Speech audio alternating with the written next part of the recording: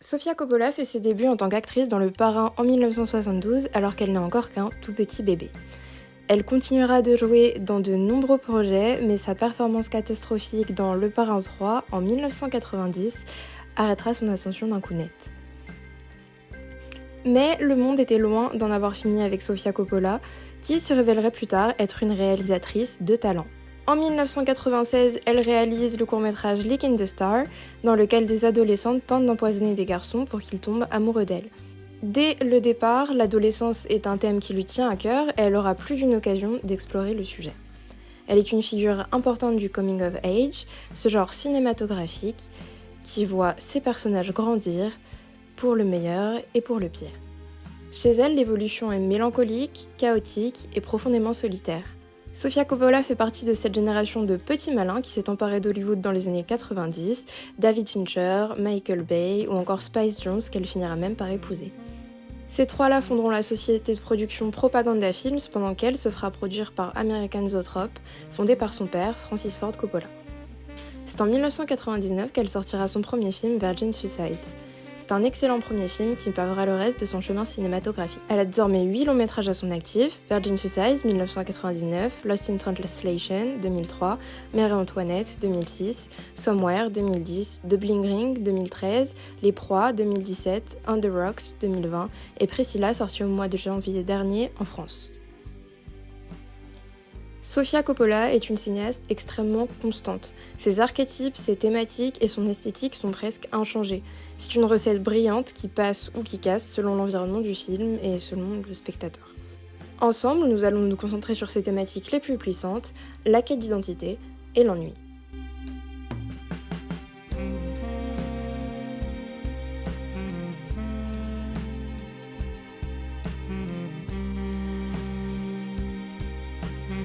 Ce sont les personnages qui guident les films de Sofia Coppola.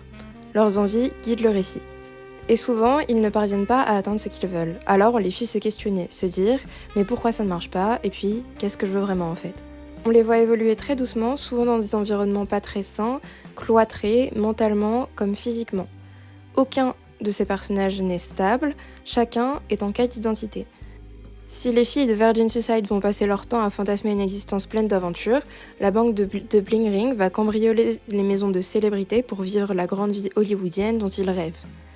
Lost in Translation est le film le plus concentré sur cette quête d'identité, puisqu'il réunit deux personnages qui se cherchent et qui vont le faire ensemble dans une ville qu'ils découvrent. C'est un cinéma de la découverte, autant intradiégétiquement, c'est-à-dire à l'intérieur du film, qu'extra-diégétiquement, c'est-à-dire à l'extérieur du film pour le spectateur. Cette quête n'a pas forcément de fin, et quand elle en a, c'est rarement positif. On est plutôt dans le tragique. Mais certains films font exception, avec carrément des fins ouvertes, qui donnent encore plus de place à une quête d'identité qui se passera pour le personnage à l'extérieur du film.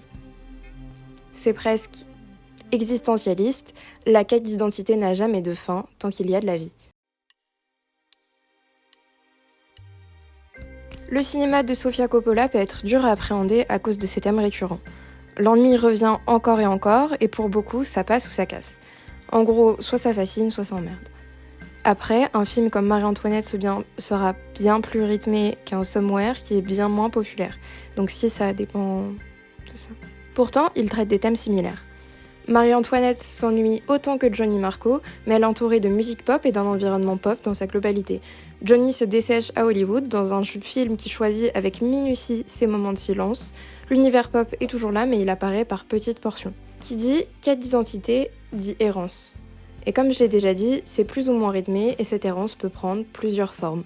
Mais elle est toujours là. Les endroits dans lesquels les personnages évoluent sont cruciaux puisqu'ils sont les témoins et forment les cages de cette errance qui est déjà mentale comme on en avait parlé juste avant.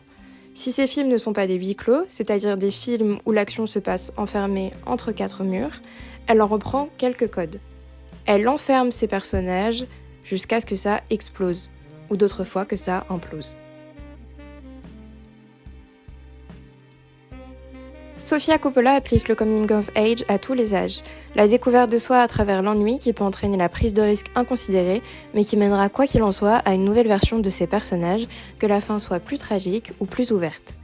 Son cinéma est très intéressant même, j'allais dire intéressant mais très intéressant dans sa globalité, et on peut pas dire qu'il y ait une nette évolution dans son travail, plutôt qu'elle étend ses thématiques, ses archétypes, et qu'elle les place dans des environnements différents.